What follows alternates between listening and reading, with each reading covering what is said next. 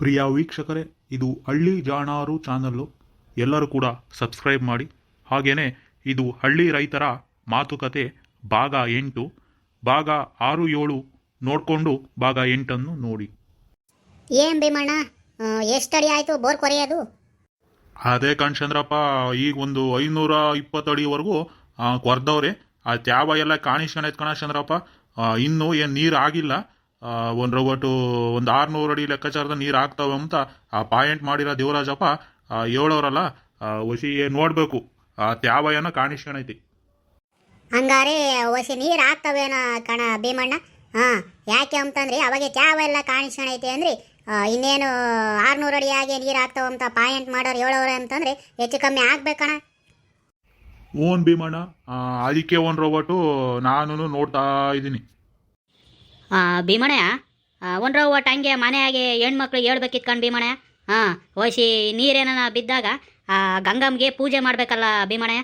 ಅದಕ್ಕೇನೆ ಹೊಸಿ ಆ ಮನೆಯಾಗೆ ಆ ಕಾಯಿ ಅಂತೆ, ಅರಿಶಿನ ಕುಂಕುಮ ಊದ್ಗಡ್ಡಿ ಹೂವು ಇಂಥವೆಲ್ಲ ತಗೊಬಂದು ಆ ನೀರು ಬಿದ್ದಾಗ ಗಂಗಮ್ಮ ಪೂಜೆ ಮಾಡ್ಬೇಕಣ ಅಣ್ಣ ಭೀಮಣಯ್ಯ. ಹ್ಞೂ ಮೂರ್ತಪ್ಪ, ಒಂದು ರೋಬಟ್ಟು ನೀರು ಬಿದ್ದಾಗ ಅವ್ರಿಗೆ ವಿಷಯ ಮೂಡ್ಸೋಣ ಅಂತ ಸುಮ್ಕೆ ಇದೀನಿ ನೋಡ್ಲಾ ಮೂರ್ತಪ್ಪ. ಒಂದು ರೋಬಟ್ ನೀರು ಬಿದ್ದಾಗ ಗಂಗಮ್ಗೆ ಪೂಜೆ ಎಲ್ಲ ಮಾಡೋಕ್ಕಾಗ್ತೈತಿ ಇವಳು. ಹೊಸಿ ನೀರು ಬಿಡಲಿ ಅಂತ ನಾನು ಸುಮ್ಕೆ ಇವನಿ, ಮನೆಯಾಗೂ ಹೇಳಿವ್ನಿ. ಏನಾರ ನೀರು ಬಿದ್ದ ತಕ್ಷಣನೇ ಹೋಗ್ಬಿಟ್ಟು ಅವ್ರನ್ನ ಕರ್ಕೊಂಡು ಬರೋದು 7 ಮೂರ್ತಪ್ಪ ಬರ್ತಾರೆ. ಹ್ಞೂ ಕಣ್ ಭೀಮಣ್ಣಯ್ಯೋ, ಯಾವತ್ತೇ ಆಗಲಿ ಹೇಳು. ಹೊಸಿ ಆ ಜಮೀನುಗಳಾಗೆ ಬೋರ್ ಹಾಕಿಸ್ಬೇಕಾರೆ ಆ ನೀರೇನ ಬಿದ್ದರೆ ಆ ಗಂಗಮ್ಗೆ ಪೂಜೆ ಮಾಡೋದನ್ನ ಮರಿಬಾರ್ದು ನಾವು ರೈತರು. ಹೊಸಿ ಆ ಗಂಗಮ್ಗೆ ಪೂಜೆ ಮಾಡಬೇಕು ನೀರು ಬಿದ್ದ ತಕ್ಷಣ. ಹ್ಞೂ ಕಣ ಚಂದ್ರಪ್ಪ, ನಾವು ರೈತರಾದವರು ಬೋರ್ ಹಾಕಿಸ್ಬೇಕಾರೆ ಜಮೀನುಗಳಲ್ಲಿ ನೀರು ಬಿದ್ದಾಗ ಹೊಸಿ ಗಂಗಮ್ಮ ಪೂಜೆ ಮಾಡೋದನ್ನ ಯಾವತ್ತು ನಾವು ರೈತರು ಮರಿಬಾರ್ದು ಕಂಡ ಚಂದ್ರಪ್ಪ. ಅದಕ್ಕೇನೆ ಹೊಸಿ ನಾನು ಅಷ್ಟೇಯ ನಮ್ಮ ಮನೆಯಾಗೆ ಹೇಳಿ ಬಂದೀವ್ನಿ. ನೀರು ಬಿದ್ದ ತಕ್ಷಣ ಬಂದು ಗಂಗಮ್ಗೆ ಪೂಜೆ ಮಾಡ್ರಿ ಅಂತನೂ ಹೇಳಿ ಬಂದಿದ್ದೀನಿ ಕಂಡ್ಲಾ ಚಂದ್ರಪ್ಪ. ಭೀಮಣಯ್ಯ, ಎಷ್ಟಡಿ ಕೊರ್ದವ್ರು ಭೀಮಣಯ್ಯ ಅವಾಗೇನೆ ಬೋರ್ನ? ಅದೇ ಕಣ್ ದೇವರಾಜಪ್ಪ, ಒಂದು 550 ಅಡಿಗೆ ಅವಾಗೆ ಕೊರ್ದವ್ರೆ. ಇನ್ನೂ ಈಗ 550 ಅಡಿ ಮೇಲೆ ಕೊರಿತಾವ್ರು ನೋಡಿ ಇವಾಗ. ಸರಿ ಕಣ್ ಭೀಮಣಯ್ಯ, ಒಂದು ರವಟ್ಟು ಇವಾಗ ನೀರು ಆಗ್ತವೇನ ಕಣ ಭೀಮಣಯ್ಯ. ಹೊಸಿ ನಾನು ಅಂದ್ಕೊಂಡಂಗೆ 550 600 ಅಡಿಯಾಗೇನೆ ನೀರು ಆಗಬೇಕಿದು. ಹೊಸಿ ನೋಡೋಣ, ನಿಲ್ಲಿಸು ಭೀಮಣಯ್ಯ.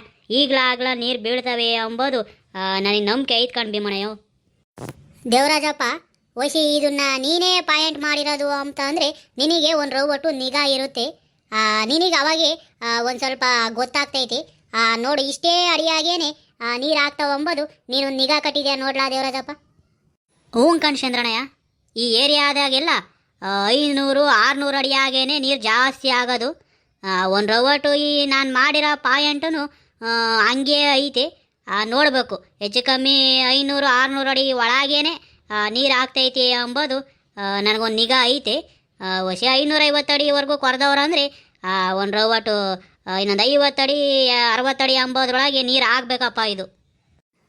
ಹ್ಞೂ ದೇವರಾಜಪ್ಪ, ಒಂದು ರವಟ್ ಅವಾಗ ಎಲ್ಲ ನೋಡಿ ಹೆಂಗೆ ತ್ಯಾವ ಕಾಣಿಸ್ಕೊಂಡೈತಿ.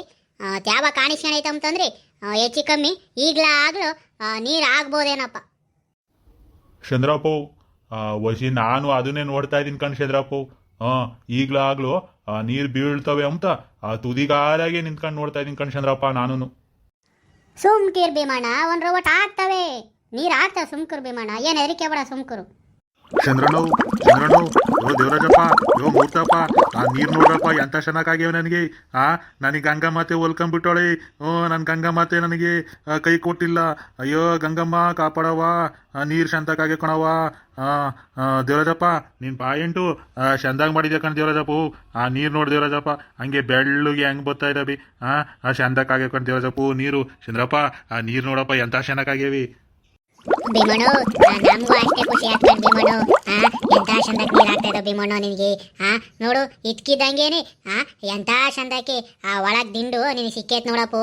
ಆ ದಿಂಡಾಗಿ ಎಂಥ ನೀರಿದ್ದತ್ ನೋಡು ಭೀಮಣ್ಣ. ಅಂದೆ ಹಂಗೆ ಹಾಲು ಬಂದಂಗೆ ಗೊತ್ತಾವಲ್ಲ ಭೀಮಣ್ಣು ನೀರು. ವಸಿ ಆ ಚಂದಕ್ಕಾಗೆ ಬೇಳಪ್ಪು ನೀರು. ಒಳಗಡೆ ಆ ಒಳ್ಳೆ ದಿಂಡ ಐತೆ, ಆ ದಿಂಡು ನಿನಗೆ ಸಿಕ್ಕೇತಿ ಹೇಳು. ಚಂದಕ್ಕಾಗೆ ಬೇಳು ಭೀಮಣ್ಣು ನೀರೇನು. ಭೀಮಣೆಯೋ ನಾನು ಪಾಯಿಂಟ್ ಮಾಡ್ಬೇಕಾರೆ ಹೇಳಲಿಲ್ವೇನಣ್ಣ? ನಿಮ್ಮ ಏರಿಯಾದಾಗೆ 600 ಅಡಿ ಒಳಗೇನೆ ನೀರಾಗೋದು ಅಂತ.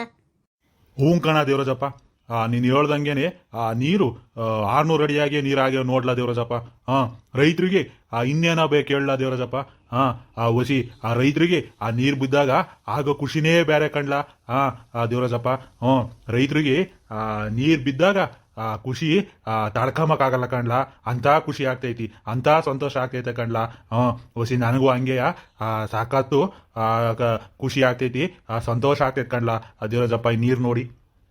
ಹ್ಞೂ ಕಣ್ ಭೀಮಣಯ್ಯ, ಈ ರೈತರಿಗೆ ದುಡ್ಡು ಸಿಕ್ಕಿರು ಇಂಥ ಸಂತೋಷ ಆಗಕ್ಕಿಲ್ಲ ಹೇಳು.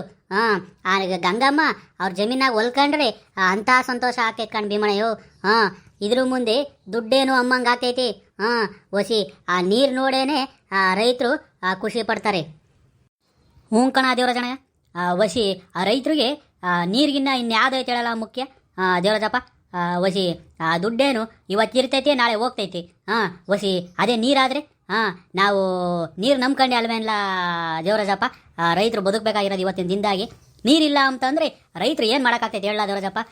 ಒಸಿ ಆ ದುಡ್ಡೇನು ಇವತ್ತಿಲ್ಲ ಅಂದರೆ ನಾಳೆ ಬತ್ತೈತೆ, ಇಲ್ಲ ಯಾರ ತವನ ಹೋಗಿ ಇಸ್ಕೊಂಡಾದರೂ ಬರ್ಬೋದು. ಅದೇ ನೀರಿಲ್ಲ ಅಂತಂದರೆ ಜಮೀನುಗಳಿಗೆ ಹೆಂಗೆ ಮಾಡೋಕ್ಕಾಗ್ತೈತೆ ಹೇಳ. ರೈತರು ಆ ನೀರನ್ನ ನಂಬ್ಕೊಂಡೆ ಕಣ್ಲಾ ಜೀವನ ಮಾಡ್ತಿರೋದು ಇವತ್ತು.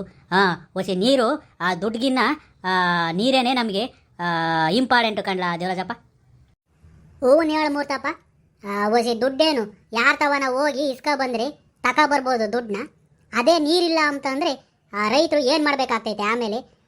ರೈತರು ಬೇಸಾಯ ಮಾಡೋದು ಹೆಂಗೆ ಇವತ್ತಿನ ದಿನದಾಗಿ ಆ ದುಡ್ಗಿನ್ನ ರೈತರಿಗೆ ಈ ನೀರೇ ಪ್ರಾಮುಖ್ಯತೆ ಐತೆ ನೋಡ್ಲಾ ಮೂರ್ತಪ್ಪ.